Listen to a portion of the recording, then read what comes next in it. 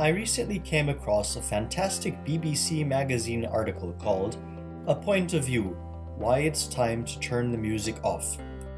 This editorial, written by writer and philosopher Roger Scruton, bemoans the fact that we as a society have used and abused music to the point of idolatry.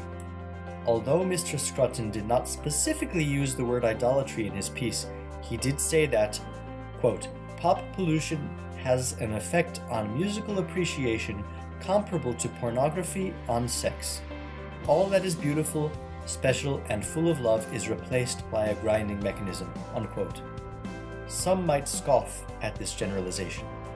It is certainly true that many types of music do exist that are beautiful, special, and full of love, but the thrust of the article is that we are assailed by the vulgar, the dirty, and the just plain noisy on a daily basis in society at large.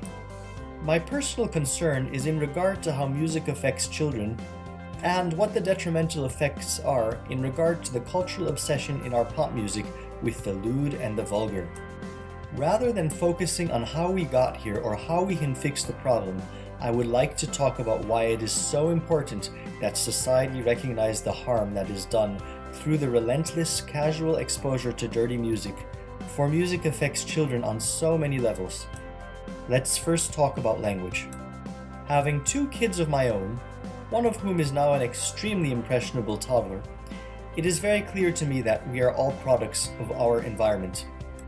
My son literally repeats everything I say, or at least he tries to. Even the gestures my wife and I make when we speak on the phone are now an imitation game. In short, he is modeling his behavior off of what we do. It does not take rocket science to see that our entire way of being and acting is modeled by the dominant forces around us. While it is true that a child's first influences will come from the home, we are all also surrounded by a prevailing culture that is a reflection of the soul of our country at large. A culture is influenced by its history, its music, current events, shared experiences of its people, and so many other factors that ultimately shape the day-to-day life of each countryman and countrywoman. It is my belief that the prevailing art and music of a culture are a reflection of the items above. So in regards to the crux of Mr. Scruton's premise, which is that music has lost its value in favor of the banal, one must examine the question of what the mainstream promulgation of such a music does to our children. Many of us are taught from a young age that if Johnny jumps off a cliff, it does not mean that we need to do the same. Yet, when it comes to music, the influences are far more subtle.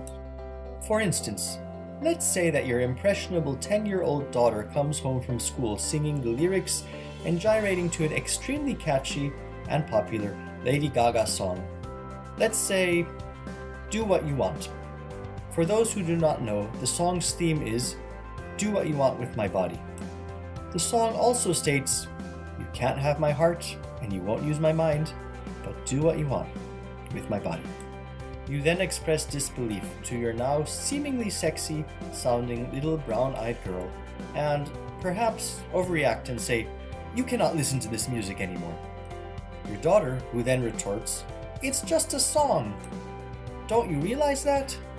may then storm out the room and not really understand that she is promoting the objectification of women since, after all, her friends are not objects, right?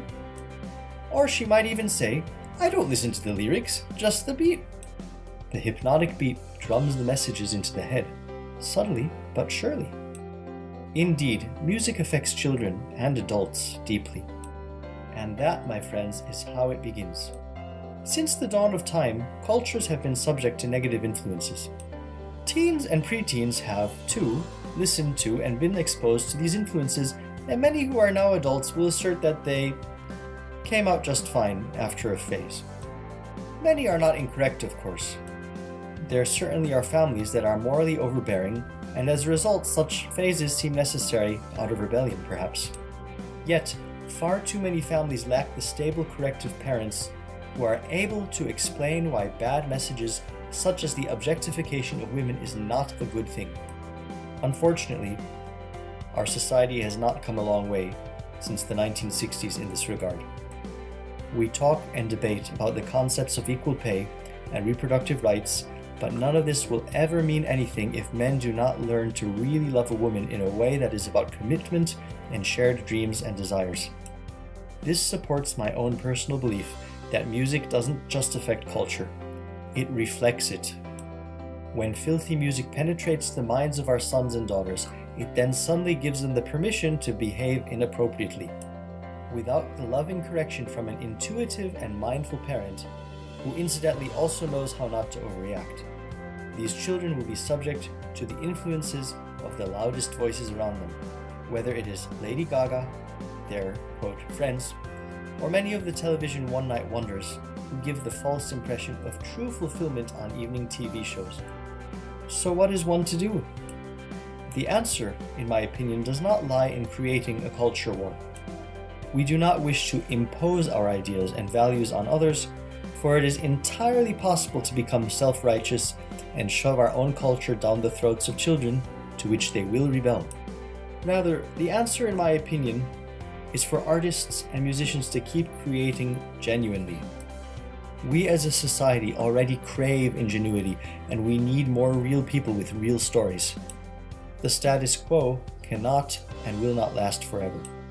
We as Americans yearn for a spiritual and cultural awakening that will spread like wildfire when we wake up from our slumber and learn again how to communicate with true beauty. Find out more how music affects children at www.musicaffectsculture.com.